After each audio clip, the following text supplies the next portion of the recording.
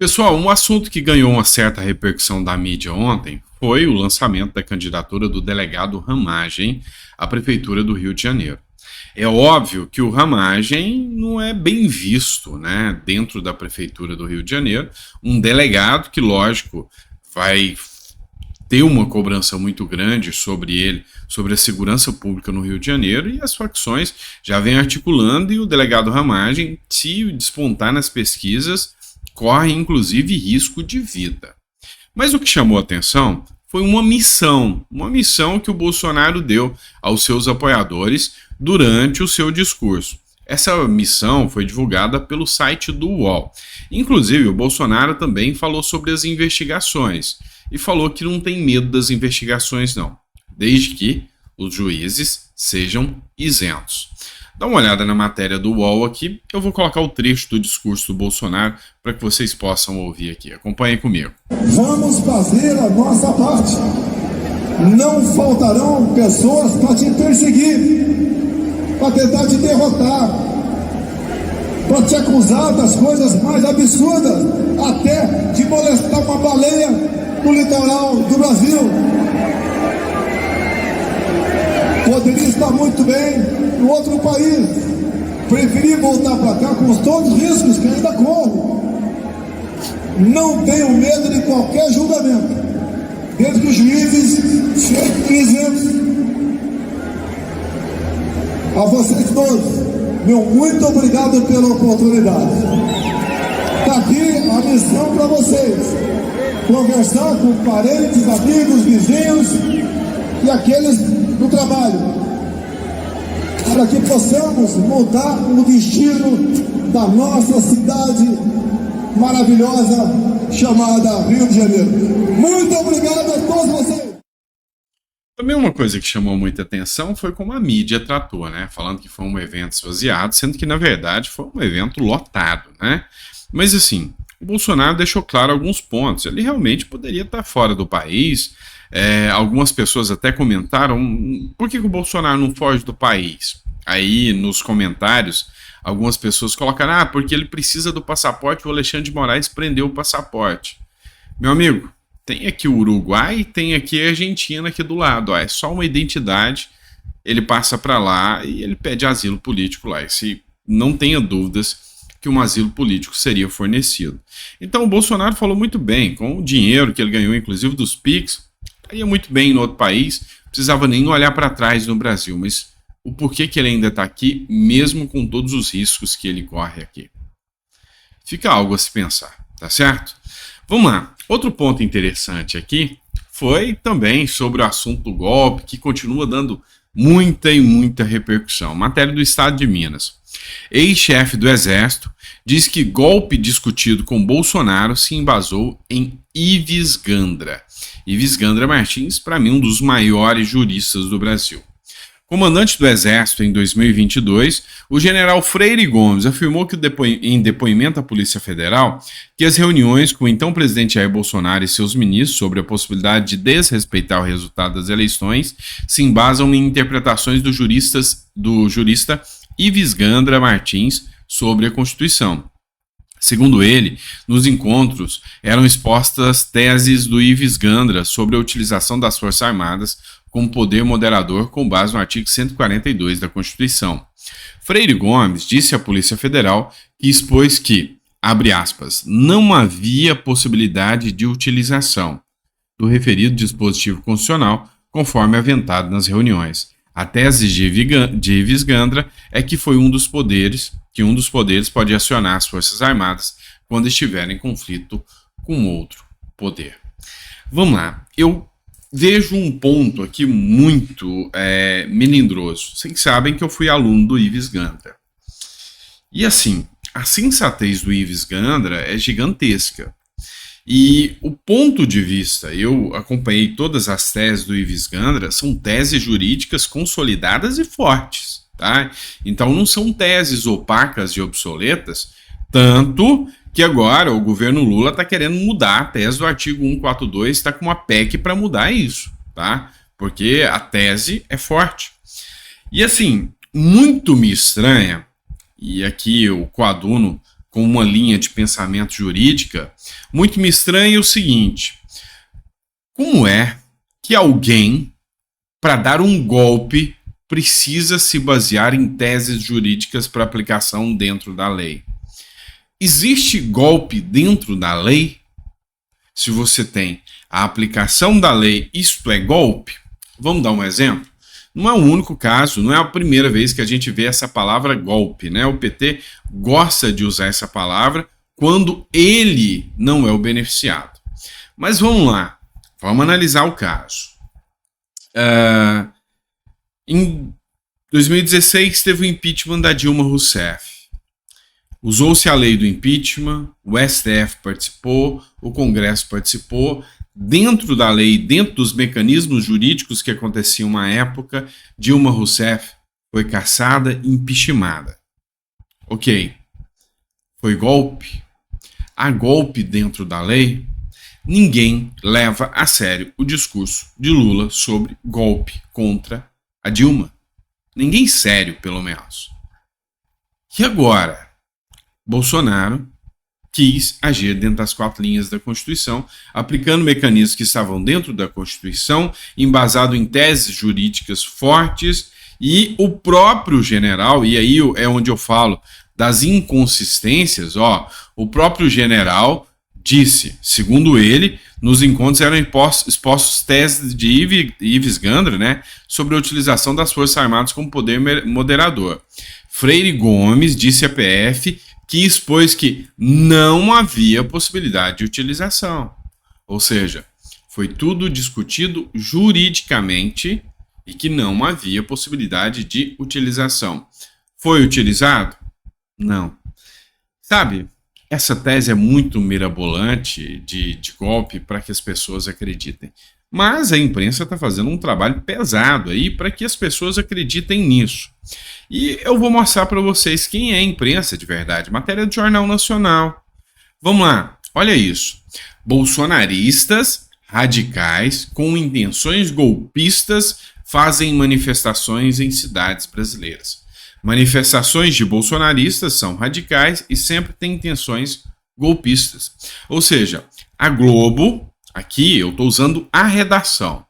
A Globo, ela tem o condão de trazer a pecha de que o bolsonarismo é radical.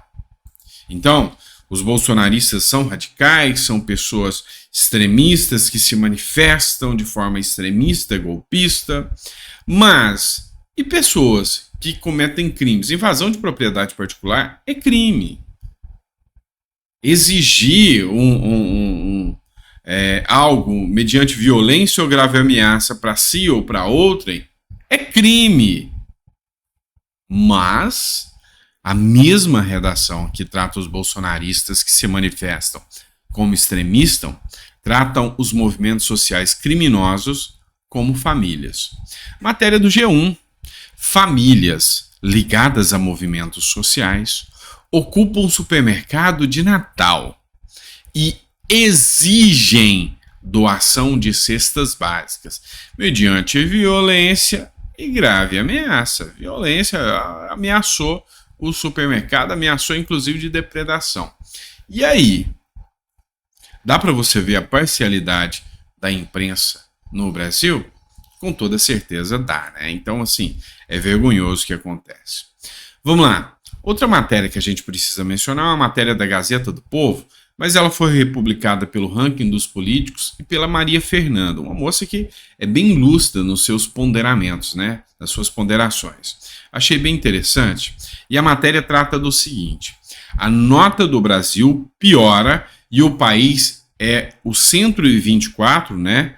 Em novo índice de liberdade econômica. Ou seja, o Brasil está perdendo cada vez mais a liberdade econômica. E olha só, atrás de quem que ele fica?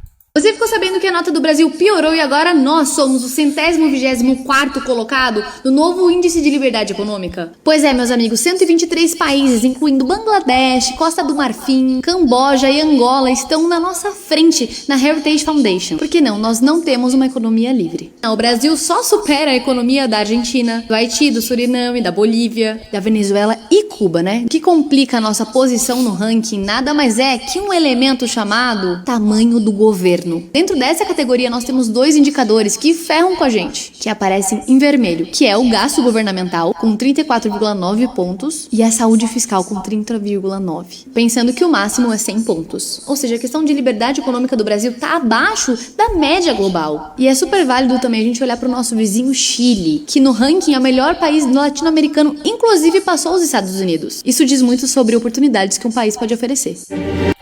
Pessoal, o que ela falou aqui é importantíssimo. O ranking de liberdade econômica mostra a vantagem de se investir ou não num país.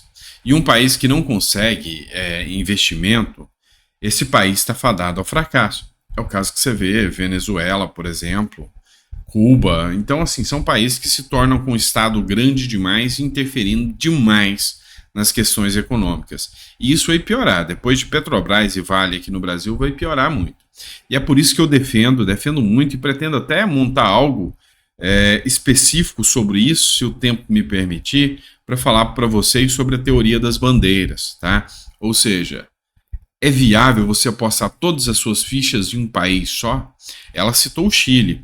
Eu cito países primordiais, Chile, Panamá, Uruguai, são países, e o próprio Paraguai, são países que vocês têm que observar um pouquinho, abrir os olhos um pouquinho e estudar um pouco mais esses países, porque às vezes muitas coisas valem a pena nesses países e você ter mais de uma cidadania é coisa crucial, tá? Aqui no Brasil é complicado demais, você não tem liberdade econômica, a não ser que você seja uma Andrade Gutierrez, uma Odebrecht ou agora Novo Honor, né, que fazem licitações bilionárias na cena do crime, ou seja, lá na própria refinaria de Abreu e Lima, que foi o alvo da corrupção brasileira. Se você tiver nessas empresas, você tem liberdade econômica, inclusive de roubar o dinheiro dos pagadores de impostos e depois ser perdoado pelo STF e ser abençoado novamente pelo Lula 3. É o Brasil, né? O Brasil de hoje. E aí, figuras proeminentes, figuras importantíssimas do cenário político acabam voltando, como o José Dirceu, uma figura que já foi condenada, que já foi alvo de operações, cumpriu prisão e agora está em fase de reabilitação para voltar para o governo Lula e se tornar um dos ministros do Lula, né? O José Medeiros, deputado federal, escreveu o seguinte: está em curso a reabilitação de José Dirceu. Em breve, ministro da Casa Civil ou outro. Já é tratado pelas moscas da padaria com todos os salamaleques. Ao meu ver, ele não merece ser ministro, mas esse governo merece ele como ministro. Assim, cara, eu vou te ser sincero, dá vergonha de ser brasileiro. Ultimamente, dá vergonha de ser brasileiro. Aquele orgulho de ser brasileiro, orgulho de um país que, era isento nas questões de geopolítica, não se envolvia com o que havia de pior, no cenário político internacional, escândalos de corrupção eram pautas que já estavam afastadas, empresas como Odebrecht, Novo Honor estavam no lugar que mereciam, que é o de condenação pela Lava Jato. A Lava Jato existia. Essa foi uma fase boa do Brasil. Talvez volte, mas nessa fase atual, meu amigo, tá difícil, né? E aí, para encerrar aqui, vamos lá, né? Olha só que surpresa, faz cara de espanto. Maduro é oficializado candidato a mais uma reeleição na Venezuela. Quem diria que o Nicolás Maduro, o homem bom do Lula, seria candidato mais uma vez. Olha só que maravilha. Vou deixar essa imagem para fixar bem na sua cabeça, porque tem tribunal que diz que isso é fake news, tá? Nicolás Maduro foi escolhido neste sábado para representar o Partido Socialista Unido da Venezuela nas próximas eleições presidenciais do país, marcadas para 28 de julho. A informação foi divulgada no Twitter oficial da presidência, cargo que o político ocupa hoje já pelo segundo mandato. No momento da escolha final, Diosdado Cabello, vice-presidente da sigla, disse que mais de 4 milhões de militantes escolheram Maduro como primeira opção nas assembleias realizadas anteriormente. Segundo a Telesur TV, ele disse que o atual mandatário conseguiu manter a paz e a unidade do país com políticas e exemplo, o que conta muito para a decisão. Esse povo é muito cara de pau, sabe? Eles aprenderam a mentir que não ficam nem vermelhos, né? Então, assim, todo mundo já sabia o que ia acontecer. Venezuela não é uma democracia, é uma ditadura, é um cara que persegue seus opositores, é um presidente que arrebenta o país. É só você procurar no YouTube depoimentos de venezuelanos que deixaram a Venezuela, que você vai ver como que era a situação lá da Venezuela. E aí o Mário Sabino, ele faz uma matéria aqui, acho que ímpar aqui, né, para você ver o que está acontecendo. Olha só, a crença democrática de Lula é profunda como um cooler de cerveja. Olha que o cooler de cerveja é muito mais profundo. Os melhores amigos internacionais de Lula são vencedores com eleições fraudadas. Vladimir Putin projeta ganhar com 80% dos votos, pelo menos. A farsa em curso na Rússia. Os adversários de verdade foram impedidos de concorrer, via assassinato, inclusive, como o caso do mártir Alexei Navalny, e substituído por nomes de fachada. Essa é a imagem que nós temos, ou seja, eleições que não representam a vontade popular nesses países antidemocráticos, vamos dizer assim. Eu assisti um depoimento de um economista chamado Bruno Musa. O cara é muito bom. E aí ele contou que foi na Venezuela, viu o caos que estava acontecendo e falou do medo que as pessoas têm na Venezuela de se manifestar politicamente, inclusive em Cuba também. Por outro lado, eu vi um vídeo também do canal do Meio. Eu já tenho um tempo que eu nem consigo assistir vídeos do canal do Meio, mas tem o Pedro Doria, um cara de esquerda, mas muito sensato. O Pedro Doria, ele falou o seguinte, olha, eu fui cobrir as eleições na Venezuela. Lá na Venezuela, o cidadão entra para votar com um militar do lado. E aí muita gente falou, isso é mentira, isso não existe. E aí eu agradeço o Luiz Bassi aqui pela matéria, né? Olha só como é que está sendo a votação lá na Rússia. Soldados do Exército fiscalizam eleitores durante a votação para presidente na Rússia. Olha só que maravilha. O cara entra para votar, o soldado vem, confere o seu voto, votou certinho em quem tem que votar, e a democracia está completamente a salvo na Rússia, está completamente a salvo na Venezuela. Pois é. Calma. Daqui a pouquinho, essa democracia maravilhosa está sendo desse jeitinho aqui no Brasil também. Tá certo? Abraço, pessoal. Fica com Deus. Que Deus te dê uma mesa farta, repleta de bênçãos. Daqui a pouquinho a gente tá de volta, tá? Às 4 horas a gente tá aqui com mais conteúdo para vocês. Abraço.